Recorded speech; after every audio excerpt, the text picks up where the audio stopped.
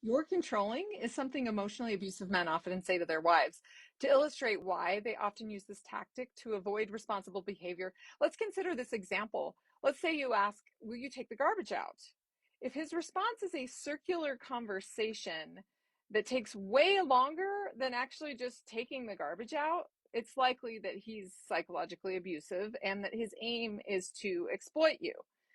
Because abuse is exploitative in nature. So taking the garbage out would threaten his ability to exploit you, and he'd prefer to spend way more time maintaining exploitative privilege than simply take it out. Exploiters say things like, if you didn't ask me, I would do it, which doesn't make sense because you're only asking him to do it now because it wasn't done. So literally, you didn't ask him and he didn't do it, which is why you're asking him now, right? So that doesn't make sense.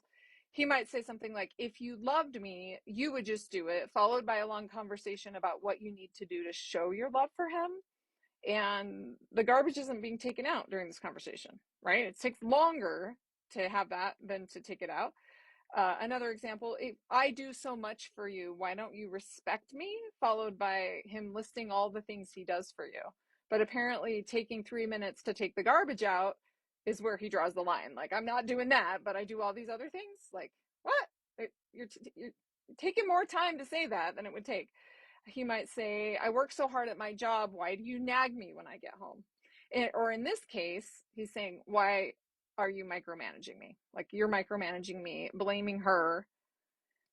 An emotional abuser's goal is either not to take the garbage out at all because he's worried that if he gives up a little exploitative privilege, it will be a slippery slope to being an equal partner, which is untenable for him, or making it so miserable for you to ask for help that even when he does eventually take it out, let's say after this 20-minute conversation about why you don't respect him, he finally like, oh, I'll take it out.